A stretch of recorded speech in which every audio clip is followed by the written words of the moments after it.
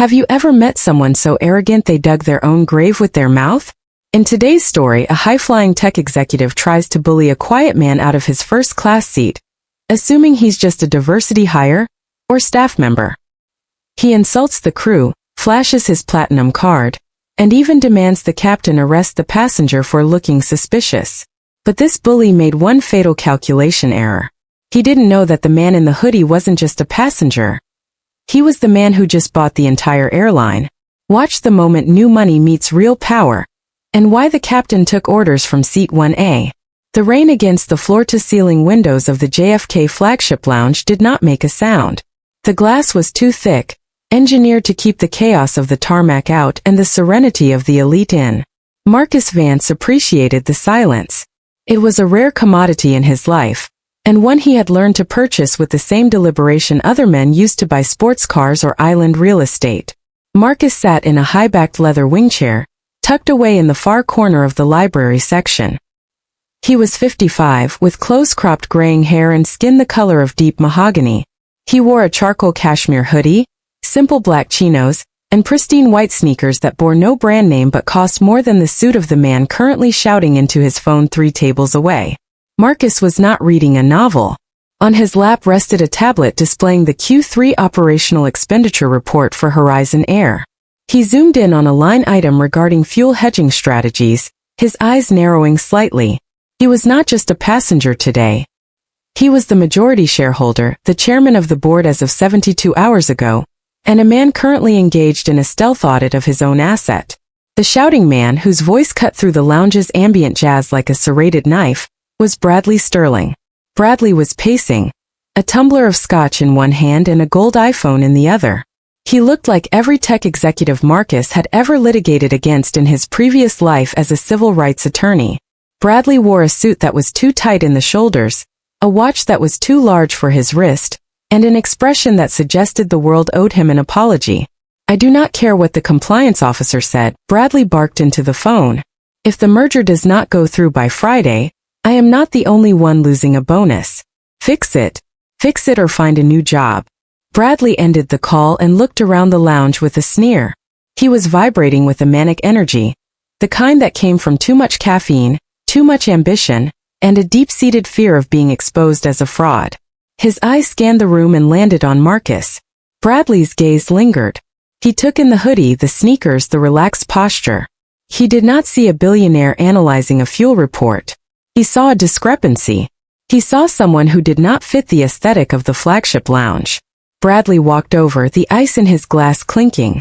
He stopped right in front of Marcus, blocking the light from the window. "Excuse me," Bradley said.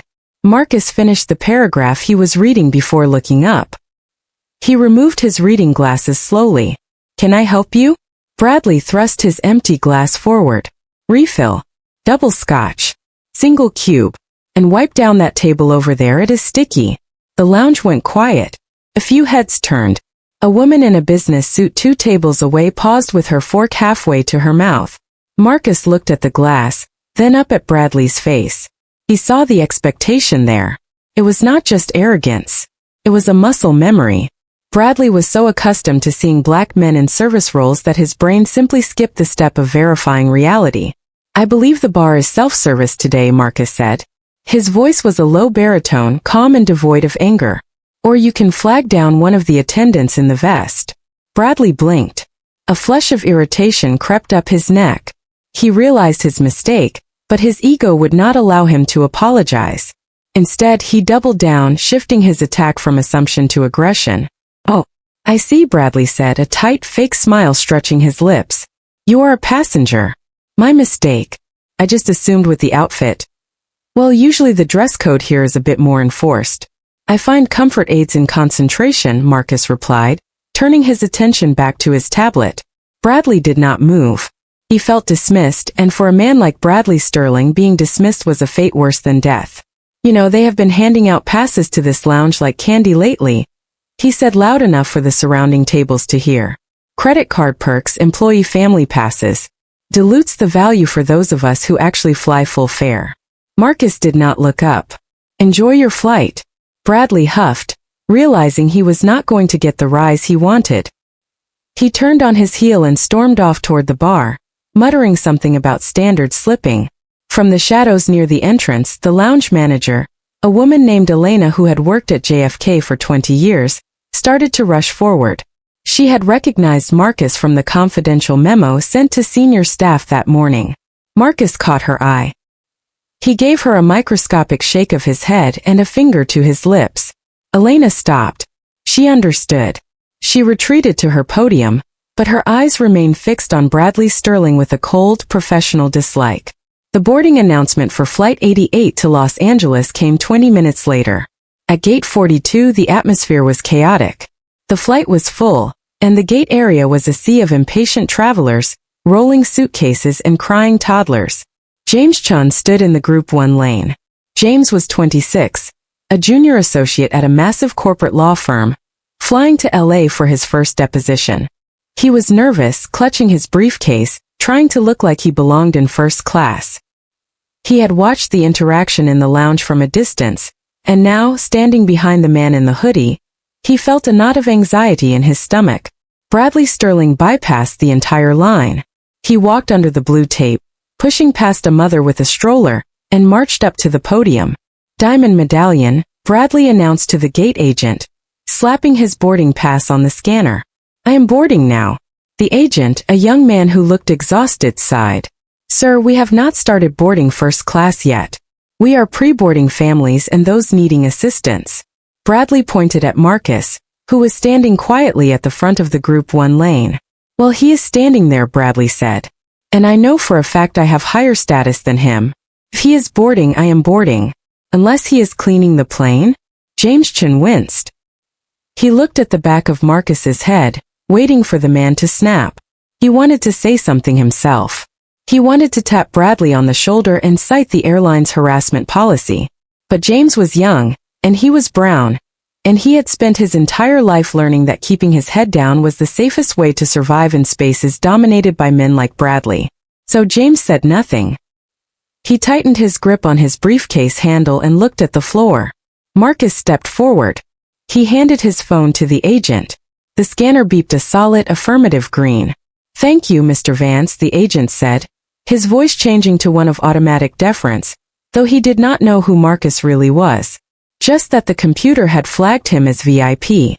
Marcus walked down the jet bridge. The air grew cooler and smelled of aviation fuel and recycled coffee. He could hear Bradley arguing behind him, bullying his way past the agent. Marcus entered the aircraft. The Boeing 777-300ER was the flagship of the fleet. The first-class cabin was intimate, just 8 suites arranged in a 1-to-1 configuration. It was a space designed for privacy and exclusion. Marcus found his seat 1A. It was the prime spot, the front left window. He placed his small leather duffel in the overhead bin and settled into the seat. He didn't take out headphones. He didn't take out a laptop. He simply sat, observing the wear on the leather armrest, the dust on the ventilation nozzle above him. He was working. A moment later, Bradley Sterling stormed onto the plane. He was breathing hard, the physical exertion of being angry taking its toll. He scanned the cabin and stopped dead when he saw Marcus in 1A. Bradley looked at his own boarding pass. 1B. The aisle seat right next to Marcus. "Oh, for God's sake," Bradley muttered. He jammed his heavy Toomey carry-on into the overhead bin above row 1. It didn't fit easily. He shoved it harder, slamming it against Marcus's bag. "Excuse me," Bradley said, though it sounded like a command. "You need to move your bag. It is taking up my space." Marcus looked up. "There is plenty of room if you turn it sideways." "I don't want to turn it sideways," Bradley snapped. "I want my gear accessible." "Move it to row 2. The overhead bins are shared space," Marcus said calmly. "And row 2 is for the passengers in row 2. Bradley stared at him, his jaw working. He finally shoved his bag in with a violent grunt, nearly crushing Marcus's bag in the process. He slammed the bin door shut and dropped into seat 1B. The cabin was filling up. James Chun, the young lawyer, shuffled past them to seat 2A, right behind Marcus. He gave Marcus a sympathetic, apologetic look, but quickly looked away when Bradley glared at him. Sarah, the lead flight attendant, entered the cabin with a tray of pre-departure beverages. Sarah was 45, a 20-year veteran of the skies. She had a kind face that was currently masked by a layer of professional caution. She had seen Bradley's type 1,000 times. The entitled road warrior who treated the crew like servants and the plane like his living room. Champagne or orange juice? Sarah asked, forcing a smile. Bradley ignored the tray. I ordered a scotch in the lounge and I didn't get to finish it because the service was pathetic. Bring me a Dewar's. Neat. I am sorry, sir, we can't serve hard liquor on the ground due to tax regulations.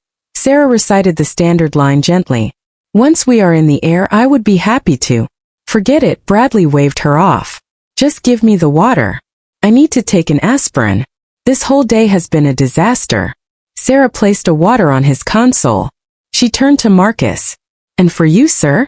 Water is fine, thank you, Marcus said. He smiled at her. It was a genuine smile, one that reached his eyes. Sarah relaxed slightly. At least one of them was going to be human today. As Sarah moved to row 2, Bradley turned his entire body toward Marcus. The physical proximity was clearly agonizing for him. He encroached on the armrest divider, his elbow jutting into Marcus's personal space. Look, pal, Bradley said, his voice dropping to a conspiratorial, patronizing tone. Let's be real. You look like a guy who appreciates cash. Marcus turned his head slowly. I beg your pardon? I need the window, Bradley said. I have work to do. I need to look out. It helps me think. The aisle is too exposed. People walking by bumping me.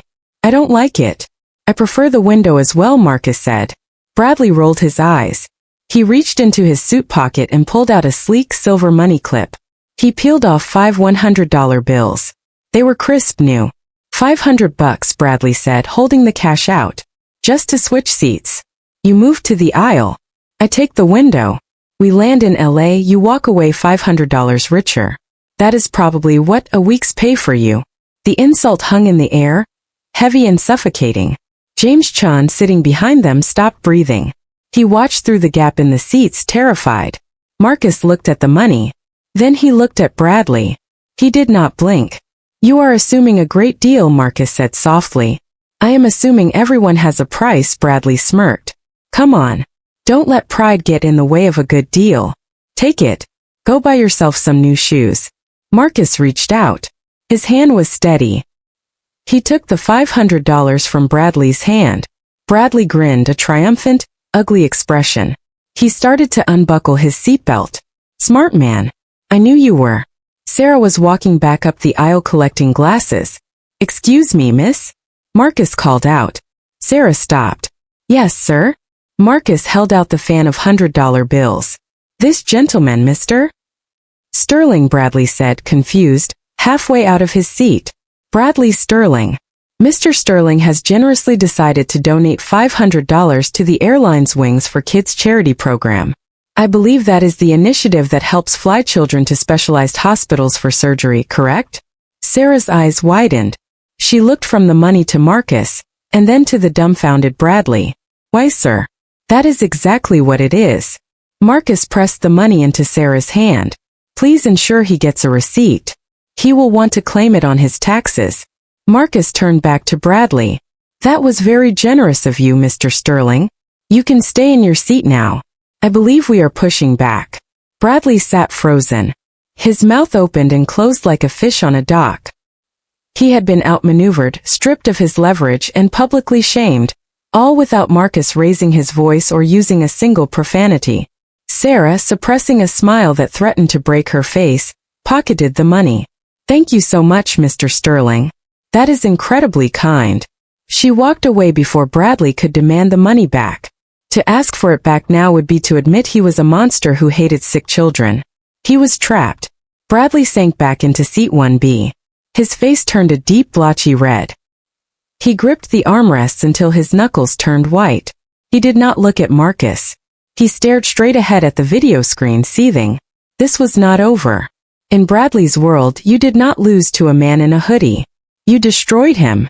The plane pushed back from the gate. The safety video played. The engines roared to life, a deep vibration that rattled the floorboards. As the plane taxied to the runway, Bradley pulled out his laptop. He began typing furiously, the keystrokes loud and aggressive. Clack, clack, Clack. Marcus closed his eyes. He was not sleeping. He was listening. He was listening to the sound of the hydraulic pumps in the cargo hold, a slight whine that shouldn't be there. He made a mental note. Check maintenance logs for auxiliary pump B. The plane took off, climbing steeply over Jamaica Bay. The seatbelt sign pinged off. Almost immediately, Bradley slammed his laptop shut and pressed the flight attendant call button. He pressed it twice, then 3 times. Sarah hurried down the aisle. Is everything all right, Mr. Sterling? No, it is not, Bradley hissed. He pointed a finger at Marcus, who was now typing on his own tablet. He is bothering me. Sarah looked at Marcus. Marcus was sitting perfectly still, his elbows tucked in, his device silent. Sir? How is he bothering you? He smells, Bradley lied. His voice was a whisper, but it carried the venom of a cobra. He smells like alcohol. Cheap booze. It is making me nauseous. And he keeps looking at my screen. I am working on confidential IPO documents. I think he is corporate espionage. Or maybe he is just casing me to rob me when we land. Sarah looked at Marcus. She smelled nothing but the faint scent of expensive sandalwood soap and the cabin's leather. She knew Bradley was lying. But she also knew the policy. If a passenger expresses a safety concern or claims another passenger is intoxicated, the crew must investigate. It was a zero-tolerance era. I see, Sarah stammered. She turned to Marcus. Sir, I am so sorry, but I have to ask. Have you consumed any alcohol prior to boarding? Marcus looked up. His eyes were hard now. The amusement was gone. He saw the position Sarah was in. He saw the weapon Bradley was using, the weapon of policy, the weapon of safety. Bradley knew that a white executive's word against a black man's character was the most potent weapon in America. I have had water, Marcus said clearly. And I believe the only thing smelling of alcohol in this row is the breath of the man next to me, who finished 2 scotches in the lounge before yelling at the staff. Bradley gasped, a theatrical performance of shock. You call me a liar? I am a Diamond Medallion member. I personally know the VP of Operations. He turned to Sarah. You see? He is aggressive. He is combative. I don't feel safe sitting next to him. I want him moved. Move him to the back. Or call the captain. Sarah was trembling slightly. This was the nightmare scenario. A high-status passenger making a safety complaint. If she ignored it and something happened, she would be fired. If she moved Marcus without cause, she could be sued for discrimination. Sir, Sarah said to Bradley, the flight is full. I have no first-class seats to move him to. Then put him in coach. Bradley shouted. I don't care. Get him out of my face. From the row behind them a voice spoke up. He has been perfectly polite, Mrs. Gable said. She was an elderly woman in 2A, wearing pearls and a tweed jacket. She looked like everyone's grandmother, but her eyes were sharp. Excuse me? Bradley whipped around. I said, he has been polite, Mrs. Gable said firmly. You are the one shouting. And he does not smell like alcohol. You, however, smell like a distillery in bad cologne. Bradley's face contorted. Shut up, you old hag. Mind your own business. The cabin gasped. James Chen's mouth dropped open. Sarah stepped forward, her voice hardening. Mr. Sterling, you cannot speak to other passengers that way. Don't tell me what I can do. Bradley stood up. He was a tall man, imposing. He loomed over the aisle. I pay your salary. I want the captain. Get the captain out here right now.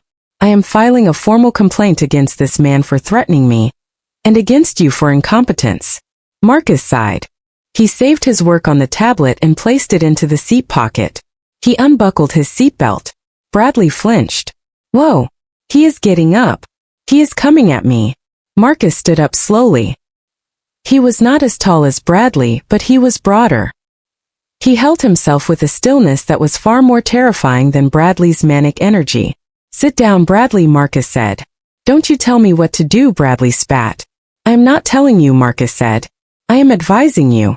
For your own sake. Because you are digging a hole and you are about to hit the bedrock. Bradley laughed, a high, nervous sound. Bedrock? Who do you think you are? Confucius? You are a nobody. A seat filler. Sarah grabbed the interphone handset. Captain, we have a situation in the first-class cabin. Seat 1B is becoming aggressive. No. Bradley yelled. Report 1A. 1A is the aggressor. The cockpit door unlatched with a mechanical click. The cabin went silent. Captain Elias stepped out. He was a man in his 60s with silver hair and 4 stripes on his shoulders. He looked tired.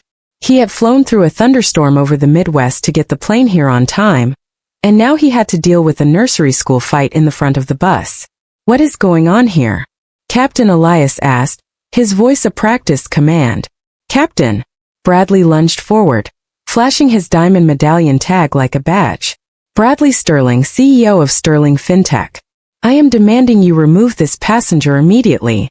He is intoxicated, he is threatening me, and your flight attendant is refusing to enforce safety protocols.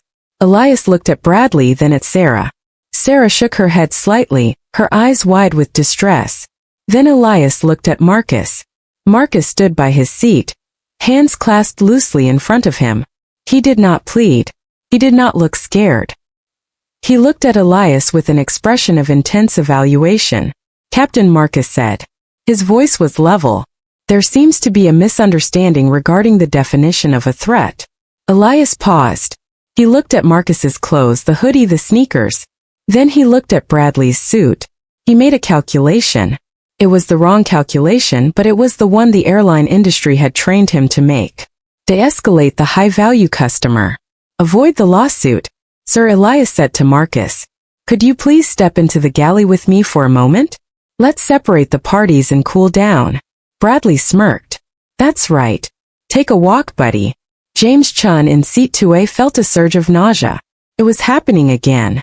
The system was bending to the bully because the bully was loud and rich. Marcus looked at the captain. He saw the fatigue in Elias's eyes. He saw the pragmatic decision being made. Marcus nodded slowly. Of course, Captain. He stepped out of the suite, brushing past Bradley. Bradley leaned in, whispering so only Marcus could hear. Told you. Go back to the back where you belong. Marcus stopped. He didn't look back. He walked into the galley with the captain, the heavy curtain swooshing shut behind them, sealing off the view of the cabin. Inside the galley, Elias sighed, rubbing his temples.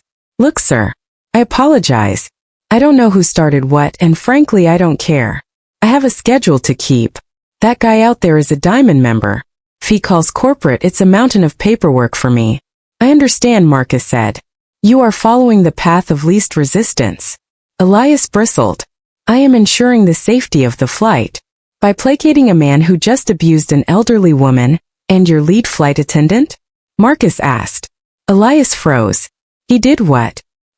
He called the woman in 2A a hag and he questioned Sarah's competence. But you didn't see that. You only saw the suit and the platinum card. Elias looked at Marcus properly for the first time. There was something in Marcus's tone that was not right. It wasn't the tone of a passenger complaining. It was the tone of a supervisor conducting a performance review. Who are you? Elias asked, a frown deepening on his forehead.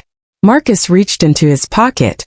Elias flinched, his hand moving toward the crash axe mounted on the wall.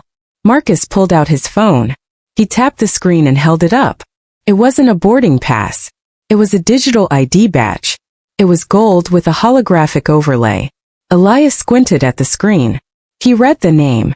Then he read the title below it. Marcus Vance, Chairman of the Board, Horizon Air Group. The blood drained from Captain Elias's face so fast it looked like he might faint. He looked from the phone to Marcus's face. Mr. Vance? Elias stammered. I didn't know. The manifest. It just said VIP.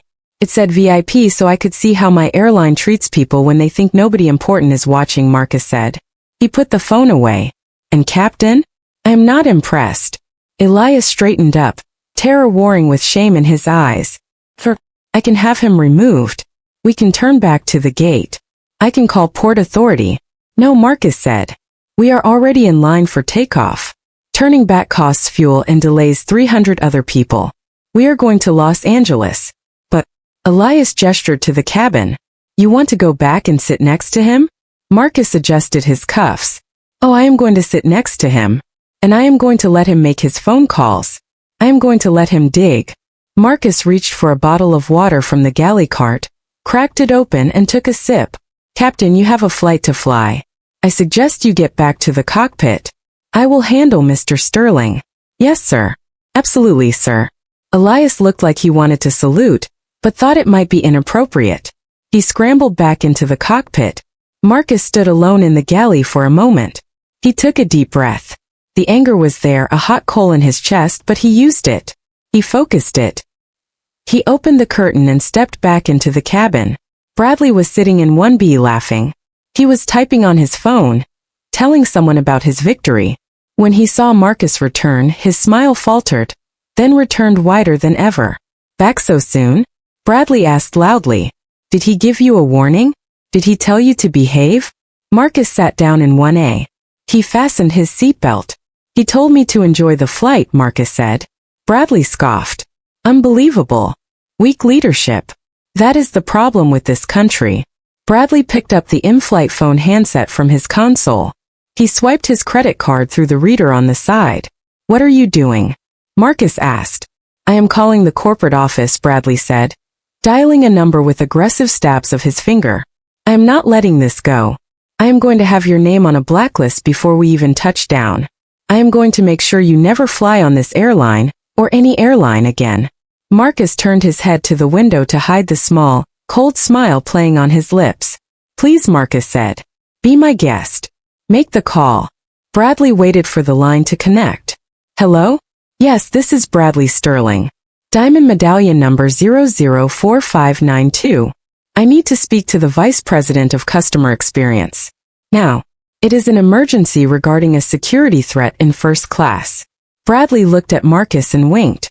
Marcus looked out at the clouds. The trap was set. Now all he had to do was wait for the snap.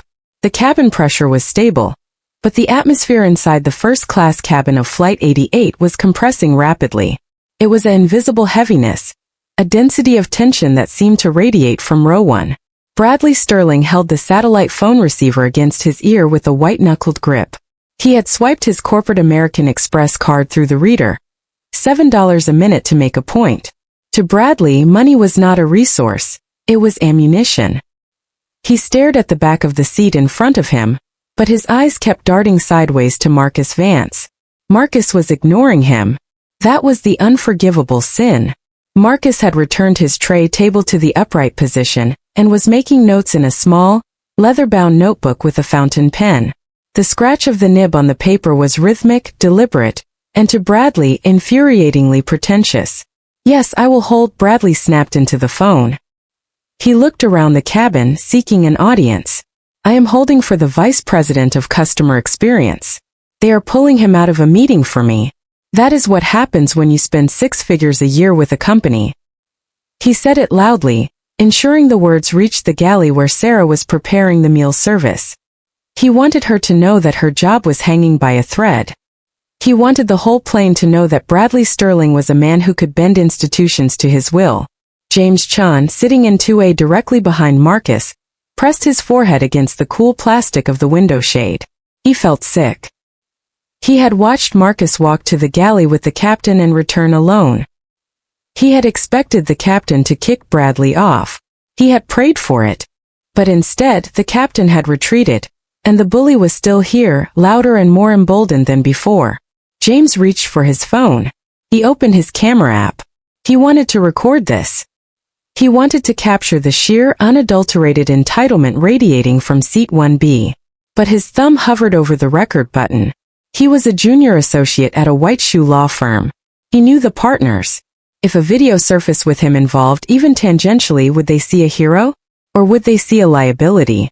A troublemaker? The fear of losing his tenuous grasp on the corporate ladder paralyzed him. He put the phone down, hating himself. In seat 1A, Marcus wrote a single line in his notebook.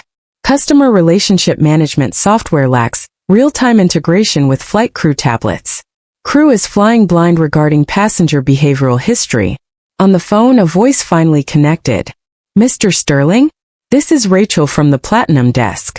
I see you are calling from onboard Flight 88. How can I assist you? Bradley leaned back, crossing his legs. Rachel, finally.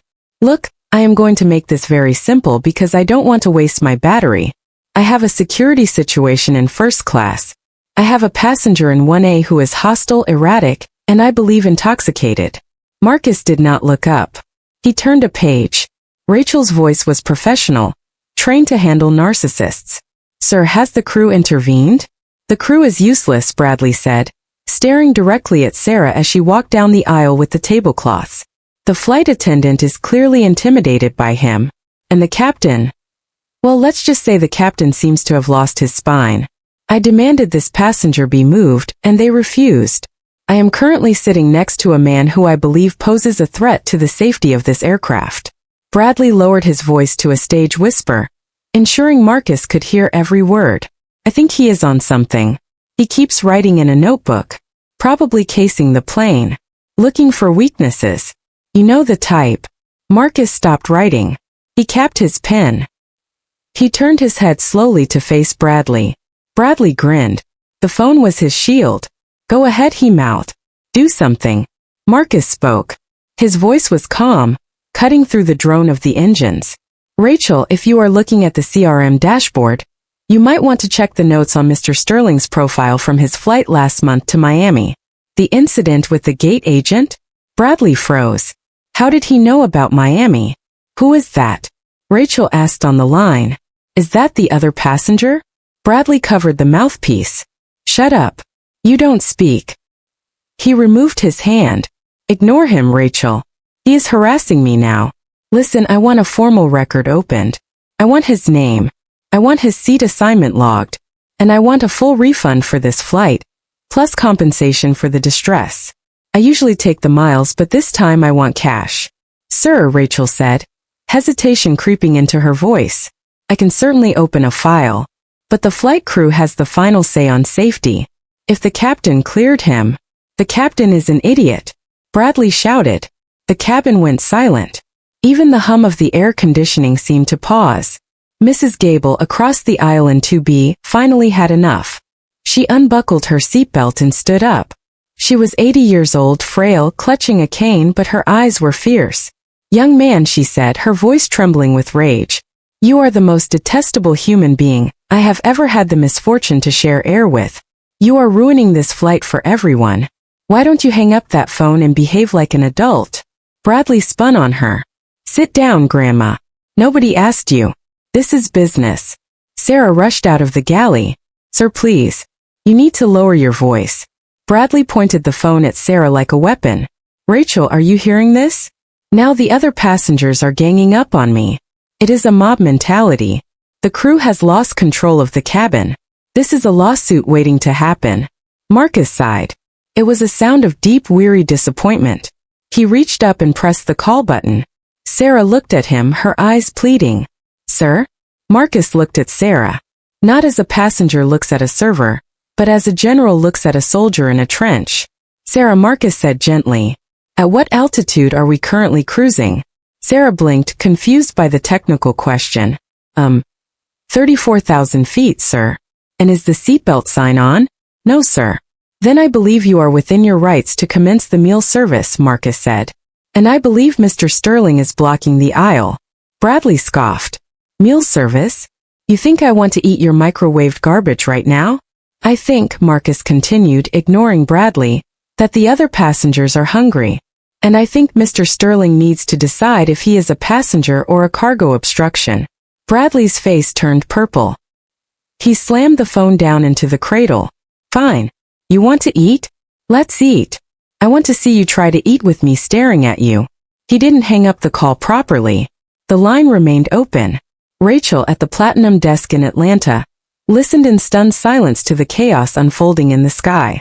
Sarah retreated to the galley, shaking. She returned a moment later with the cart. She was trying to maintain the veneer of service, the choreography of first-class luxury, but her hands were trembling so badly the china rattled. She reached row 1. Mr. Vance? The menu today offers a braised short rib or the sea bass. I will have the short rib, thank you, Sarah, Marcus said. And please take your time. You are doing a fine job under difficult circumstances. Sarah managed a weak smile. She turned to Bradley. And for you, Mr. Sterling? Bradley looked at the cart. He looked at the short rib Marcus had chosen. I want the sea bass, Bradley said. But I want it fresh. If it is rubbery, I am sending it back. And bring me another scotch. Sarah nodded. She reached for the tongs to plate the fish. In her nervousness, her hand slipped. A single drop of sauce from the fish splashed onto the linen tablecloth covering Bradley's tray table. It was a tiny spot no bigger than a dime. Bradley exploded. Are you kidding me? He shrieked. He jumped in his seat as if he had been scalded. Look at this. You just ruined the setup. This is disgusting. I am so sorry, sir, Sarah stammered, grabbing a napkin. Let me change it for you. No, don't touch it. Bradley slapped her hand away. The sound of the slap skin against skin was not loud, but it was distinct. He hadn't hit her hard, just a sweat to deflect her hand, but he had made physical contact. Sarah recoiled, clutching her hand to her chest. Tears welled up in her eyes instantly. That was the line. James Chun unbuckled his seatbelt. He didn't care about the partners anymore. He didn't care about the deposition. He started to stand up. But Marcus was faster. Marcus didn't stand. He didn't shout. He simply reached out and placed his hand over Bradley's wrist, pinning it to the armrest.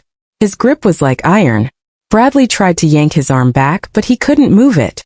He looked at Marcus, shocked. Let go of me. Bradley yelled. That is assault. You touched a member of the flight crew, Marcus said. His voice dropped an octave. It was no longer the voice of a passenger. It was the voice of the law. That is a federal felony under Title 49 of the United States Code. Interference with flight crew members and attendants. Punishable by up to 20 years in prison. Bradley laughed, but it was a nervous, jagged sound. Oh, please. I brushed her hand. No court in the world would convict me. I have lawyers who cost more than this plane. Marcus did not release his grip. And I have a memory that forgets nothing. You did not brush her. You struck her. Bradley's eyes darted around. He saw James Chun standing in row 2, phone raised, recording. He saw Mrs. Gable staring at him with pure loathing. He saw Sarah crying silently in the aisle. He realized he was losing the room. He needed to regain dominance. He looked at Marcus. You know what? You are right. I have lawyers. And I am going to use them to destroy you. Bradley used his free hand to grab the satellite phone again. He realized the line was still open. Rachel, are you still there? Rachel's voice came through, tiny and tinny. Sir, I am here. I have heard everything. I am contacting the airport police at LAX to meet the flight. Good. Bradley yelled. Tell them to bring handcuffs. I want this man in seat 1A arrested the second we land. He just physically grabbed me. He is violent. Marcus finally released Bradley's arm. He sat back, wiping his hand on a napkin as if he had touched something unclean. Bradley rubbed his wrist, though there was no mark. He felt a surge of triumph. The police were coming. He had won. He would spin the story. He would say Marcus attacked him, the crew was incompetent, and he was the victim. He was a rich white man in a suit. The system was built to believe him. Suddenly the plane lurched. It wasn't a small bump. It was a violent drop. The nose pitched down, and the engines roared as the autothrottle tried to compensate. Coffee cups flew off trays. Mrs. Gable gasped. Turbulence. Clear air turbulence. The worst kind because it comes without warning. Bradley shrieked. He grabbed the armrests, his face draining of color. What is that? What is happening? The plane shook violently again, rattling the overhead bins like a tin can. We are going down. Bradley screamed. He looked out the window, seeing nothing but gray clouds. This pilot is incompetent. I told you. They are all incompetent. Marcus remained perfectly still. He placed a hand on his water glass to steady it. He looked across the aisle at Mrs. Gable, who was clutching her rosary beads, terrified. It is just a thermal pocket, Mrs. Gable, Marcus said, his voice projecting calm authority. We are crossing the frontal boundary over the Rockies. The wing flex on the 777 is designed to handle 5 times the stress load. We are perfectly safe. How do you know that? Bradley yelled, sweating profusely. You are just a passenger. Shut up. We are crashing. Marcus looked at Bradley with pity. It was the look a parent gives a toddler having a tantrum in a supermarket. I know, Marcus said, because I signed the check for the structural stress tests on this airframe 2 years ago. Bradley stared at him. What? The turbulence subsided as quickly as it had begun. The plane leveled out. The seatbelt sign pinged on belatedly. Captain Elias's voice came over the intercom, breathless. Ladies and gentlemen, apologies for that sudden rough air. We have found a smoother altitude at 38,000 feet. We should be smooth sailing into Los Angeles. Bradley sat back, breathing hard. He wiped sweat from his forehead with his sleeve. He looked at Marcus. What did you say? Bradley asked. About the stress tests? Marcus took a sip of water. I said you should drink some water, Mr. Sterling. Dehydration exacerbates anxiety. Bradley narrowed his eyes. You are lying. You are a liar. You are trying to scare me. Bradley picked up the phone again. Rachel, are you still there? Yes, Mr. Sterling, Rachel said. Her voice sounded different now. Strained. Quieter. I want to talk to your boss, Bradley said. Rachel is clearly just a call center girl. I want the vice president. I want someone with actual power. Put me through to Richard Sterling. I know he is the CEO. We share a last name, maybe we are related. Put him on. Rachel hesitated. Mr. Sterling retired last week. I don't care. Bradley shouted. Put me through to whoever is in charge. Whoever runs this whole damn airline. I want to speak to the owner. There was a long silence on the line. Then a click. Hold please, Rachel said. Bradley looked at Marcus with a smug grin. See, that is how you get things done. You go to the top. I am going to talk to the owner of the airline, and I am going to have you personally banned. Marcus looked at Bradley. He closed his notebook. He rotated his body fully to face Bradley. There was a strange expression on Marcus's face. It wasn't anger. It wasn't fear. It was anticipation. It was the look of a chess master who has just moved his rook into position and is waiting for the opponent to realize it is checkmate. Be careful what you wish for, Bradley, Marcus said softly. The phone in Bradley's hand clicked. A new voice came on the line. It was a male voice, deep, authoritative and booming. This is the office of the chairman. To whom am I speaking? Bradley straightened his tie. This was it. The moment of victory. This is Bradley Sterling. I am a Diamond Medallion customer. I am currently on Flight 88. I am calling to report a massive failure of service and a dangerous passenger in Seat 1A who has assaulted me. I want him arrested upon landing. There was silence on the other end. Mr. Sterling, the voice said. I am looking at the live manifest for Flight 88 right now. Good, Bradley said. Then you see the problem. Seat 1A. I don't know his name, he won't tell me. But he is a middle-aged black male wearing a hoodie. He looks like a thug. There was a pause. A pause that stretched for 5 seconds, then 10. Mr. Sterling, the voice on the phone said, ice cold. I am seeing the passenger list. Seat 1A is occupied. But the name is blocked for privacy. Exactly. Bradley exclaimed. He is hiding something. No, Mr. Sterling, the voice said. It is blocked because it is flagged with the code Alpha 1. Do you know what that code means? Bradley frowned. No. I don't work for your airline.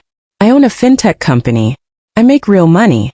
It means, the voice continued, dropping lower, that the person in Seat 1A is the reason this airline exists. Bradley blinked.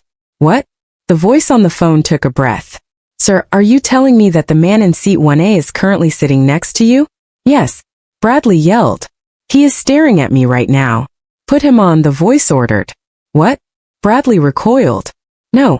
I called you. I am the victim here. Put him on. The voice was a roar now, distorted by the satellite connection. Bradley, confused and suddenly frightened by the intensity of the command, pulled the handset away from his ear. He looked at Marcus. He wants to talk to you. Marcus didn't reach for the phone immediately. He held Bradley's gaze. Who is it? Marcus asked. He says it is the chairman's office. Marcus nodded. He reached out and took the handset from Bradley's trembling hand. He didn't put it to his ear. He pressed the speaker button and placed the handset on the center console between them. This is Vance, Marcus said. The voice on the speaker changed instantly. The aggression vanished, replaced by a tone of frantic, terrifying deference. Mr. Vance. Sir. This is David in Executive Relations. We just received a priority alert from the call center. We had no idea you were monitoring the flight today. It is all right, David, Marcus said. His voice was calm, but it echoed through the silent first-class cabin like a gavel strike. Sir, the voice continued, trembling. We have the airport police on standby at LAX as requested by the caller. Should we call them off? No, Marcus said. Keep them, but change the target. Bradley felt a cold sweat break out on his back. He looked at the phone, then at Marcus. Target, Bradley whispered. Marcus ignored him. David, I want you to pull the audio logs from this seat's satellite phone for the last hour. I want them transcribed. And I want you to contact the airport police and inform them that we have a passenger who has committed a federal offense. Interference with a flight crew, assault on a flight attendant, and attempted extortion. Extortion? Bradley squeaked. David on the phone hesitated. Sir, just to confirm, you are ordering the arrest of the passenger in 1B? Mr. Bradley Sterling? Yes, Marcus said. And David? Yes, Mr. Vance. Revoke his status. Effective immediately. Wipe his miles. Cancel his return ticket. And trigger the character clause in our corporate partner contracts. If his company does business with us, terminate it. Today. Yes, sir. Right away, sir. Marcus reached out and pressed the end call button. The click of the phone hanging up was the loudest sound Bradley had ever heard. He sat frozen. His brain was trying to process the inversion of reality. The man in the hoodie. The man he had tried to bribe with $500. The man he had called a thug. Bradley whispered. His voice was dry, a husk of its former arrogance.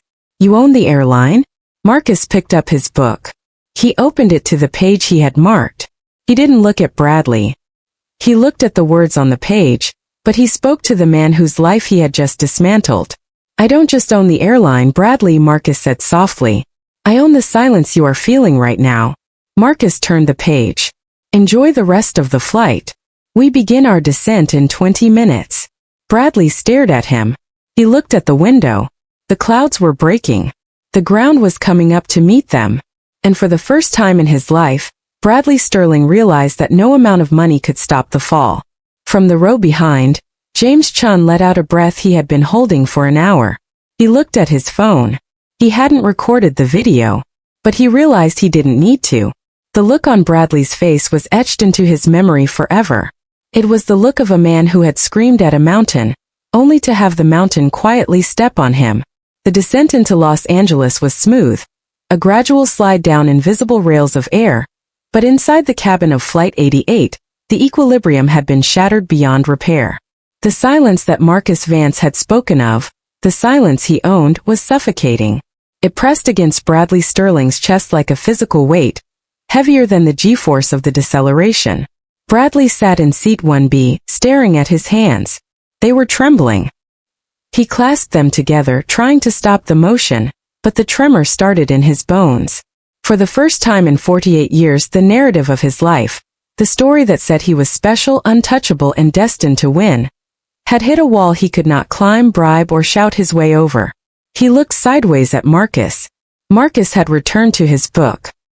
He was reading calmly, turning a page with a precise, deliberate movement of his finger. He did not look angry. He did not look triumphant. He looked like a man who had finished a chore and moved on to the next item on his to-do list. Mr. Vance, Bradley whispered. It was a dry cracking sound. He cleared his throat and tried again. Mr. Vance. Look, I think we got off on the wrong foot. Marcus did not look up. He did not pause his reading. I have been under a lot of pressure, Bradley continued, the words tumbling out in a desperate, frantic stream. The merger. The shareholders. I haven't slept in 3 days. The alcohol. It interacts with my medication. I'm not usually like this. Marcus finally marked his page with a small leather bookmark. He closed the book and placed it on the console between them. He turned his head slowly.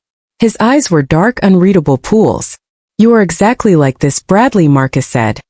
His voice was soft, but it carried to the rows behind them. Pressure does not create character. It reveals it. Bradley flinched as if he had been struck. No, you don't understand. I do a lot of good. My company, we help people.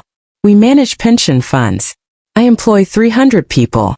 If I get arrested, if this gets out, innocent people will get hurt. My employees, my family. Marcus studied him. It was a clinical observation, devoid of sympathy. You should have thought about your employees when you assaulted mine, Marcus said. You should have thought about your family when you tried to humiliate a man you thought was powerless. You are only invoking them now because you need a shield. I can pay, Bradley whispered, leaning in, his eyes darting to the galley to make sure Sarah wasn't listening. I can make a donation. A big one. To your foundation. To the airline. Name the number. 100,000? 200? Let's just call the police off. Let's just say it was a misunderstanding. Marcus laughed. It was a short, dry sound that had no humor in it. You still don't understand the currency we are trading in, Marcus said. You think the world is a transaction. You think dignity is something you can buy back after you have sold it. Marcus leaned forward, invading Bradley's space for the first time. I don't want your money, Bradley. I have enough money to buy your company and liquidate it for scrap by lunchtime. What I want is for you to sit there and think about the fact that for the next 10 years, every time you walk into an airport you will be turned away.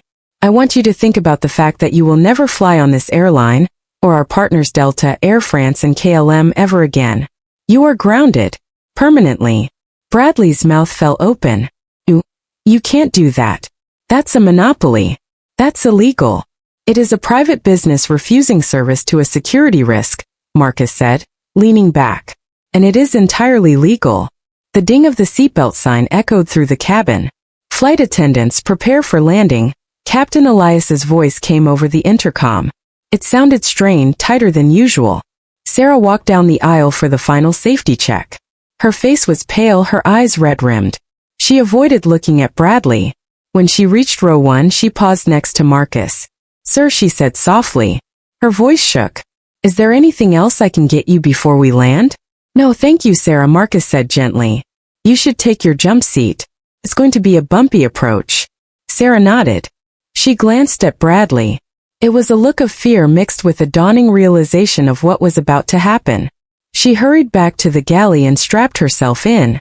The landing gear deployed with a heavy mechanical thud and a rush of wind noise. The floor tilted up. The sprawling grid of Los Angeles appeared beneath the clouds, a vast ocean of concrete and traffic. Bradley stared out the window. He saw the cars moving on the 405 freeway. Normal people living normal lives. He suddenly felt a desperate envy for them. He wanted to be anyone else but Bradley Sterling. The wheels touched the runway with a screech of rubber and a violent shudder. The reverse thrusters roared, pressing everyone forward against their seatbelts. Bradley grabbed the armrests, hyperventilating. Every second brought him closer to the gate, closer to the end.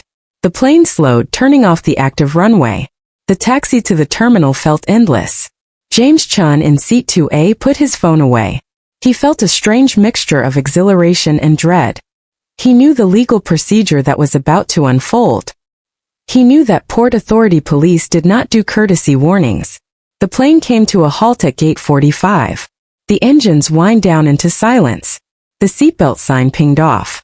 Usually this was the moment of chaos. The sound of buckles clicking, overhead bins slamming, people rushing to stand up in the hunchbacked posture of the impatient traveler. But today nobody moved. In first class everyone stayed seated. They were watching row 1. They were waiting for the finale. Bradley unbuckled his belt. His hands were slippery with sweat. He looked at the aisle. Maybe he could just grab his bag and run. Maybe he could blend into the crowd. Sit down, Marcus said. He didn't look up. He was putting his reading glasses into a case. I have to get my bag, Bradley stammered. You won't need your bag where you are going, Marcus said. Before Bradley could respond, the cabin door didn't open. Instead, the jet bridge alarm sounded. A moment later, the main cabin door swung open. But it wasn't the gate agent who stepped in. It was 3 officers from the Los Angeles Airport Police. They wore dark blue uniforms, tactical vests and grim expressions. Behind them stood 2 federal marshals in plain clothes. The lead officer, a sergeant with a shaved head, stepped into the galley. He looked at Sarah. Who is the subject? The sergeant asked. Sarah unbuckled her jump seat harness. She stood up, her legs wobbly. She pointed a shaking finger at seat 1B. That gentleman there, officer. Mr. Sterling. Bradley stood up. He tried to muster the ghost of his former authority.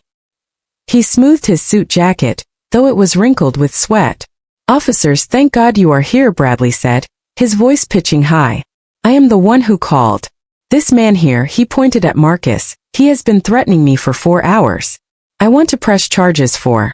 The sergeant didn't even look at Marcus. He walked straight up to Bradley. Bradley Sterling? The sergeant barked. Yes, but listen to me. Turn around and place your hands behind your back, the sergeant said, pulling a pair of zip ties from his vest. What? No. Bradley backed away, bumping into the bulkhead. You are making a mistake. I called you. I am the victim. Ask the captain. Captain. Captain Elias had stepped out of the cockpit. He stood in the doorway, his hat tucked under his arm. He looked at Bradley, then he looked at the floor. Captain. Bradley screamed. Tell them. Tell them he attacked me. Captain Elias looked up. His face was gray. Mr. Sterling, the captain said, his voice hollow. The audio logs from the cabin surveillance system have already been transmitted to the authorities. You assaulted a flight attendant. And you attempted to interfere with the safe operation of this aircraft. I cannot help you. Bradley's eyes bulged. Audio logs? What audio logs? The sergeant grabbed Bradley's wrist. He spun him around with practiced efficiency. Bradley yelped as his arm was twisted behind his back. The zip ties ratcheted shut with a sharp CE sound. You are under arrest for violation of Federal Code Title 49, Section 46504, the sergeant recited. Interference with flight crew members. You have the right to remain silent. I have lawyers. Bradley shouted as he was marched toward the door. I know the mayor. I will sue this entire city. He looked back at Marcus one last time. Marcus was still sitting, watching the scene with a detached calmness. Vance! Bradley screamed, spit flying from his lips. You planned this. You set me up. This is entrapment. Marcus did not respond. He simply watched as Bradley was hauled out of the plane, his expensive Italian loafers dragging on the carpet. The officers disappeared down the jet bridge. The sound of Bradley's shouting faded away, swallowed by the terminal.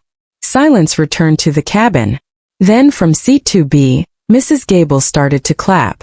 It was a slow, solitary applause. Then James Chun joined in. Then the passenger in 3A. Within seconds, the entire first-class cabin was clapping. It wasn't a raucous cheer. It was a somber, respectful applause. An acknowledgement that order had been restored to the universe. Marcus raised a hand, silencing them. He looked pained. Please, he said softly. This isn't a show. He unbuckled his seatbelt and stood up. He reached into the overhead bin, not for his own bag, but to retrieve Bradley's bag, which had been left behind. He handed it to one of the remaining police officers. Evidence, Marcus said. The officer nodded and took the bag. Marcus turned to the cabin. Ladies and gentlemen, I apologize for the disruption to your travel plans. I have instructed the gate agents to issue travel vouchers to all of you for the inconvenience. Thank you for your patience. He picked up his small leather duffel. He didn't wait for thanks. He turned to Sarah and Captain Elias, who were standing in the galley. Captain Sarah, Marcus said. A word. Captain Elias looked like a man walking to the gallows. He stepped into the galley, pulling the curtain shut to give them privacy from the passengers disembarking.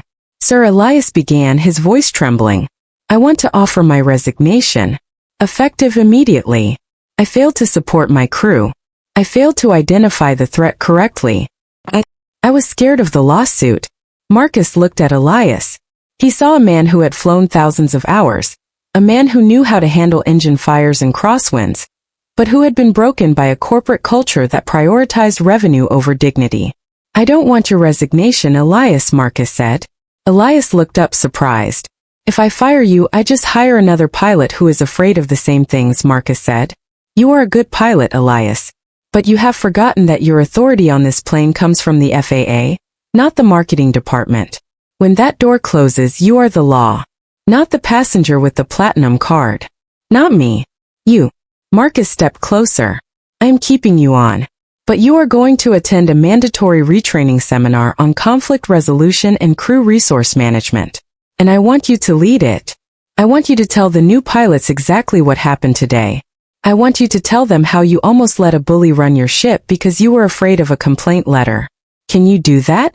Elias straightened his shoulders. Tears stood in his eyes. Yes, sir. I can do that. Thank you, sir. Marcus turned to Sarah. She was wiping her eyes with a napkin. And Sarah, Marcus said, his voice softening. I'm sorry, sir, Sarah whispered. I should have been stronger. I took the money. I didn't know what to do. You took the money and gave it to charity, Marcus reminded her. That was quick thinking. He reached into his pocket and pulled out a business card. It was thick black with simple gold lettering. My office number is on the back, Marcus said. Call my assistant on Monday. We are forming a new committee to rewrite the passenger conduct policy. We need people who actually work in the cabin to tell us what the reality is. I want you on that committee. Sarah took the card. She looked at it as if it were a winning lottery ticket. Thank you, Mr. Vance. One last thing, Marcus said. He looked at both of them. If anyone ever treats you like that again, I don't care if it is the President of the United States. You turn the plane around. You call the police. And you call me. Do we understand each other? Yes, sir, they said in unison. Good. Marcus turned and walked out of the plane.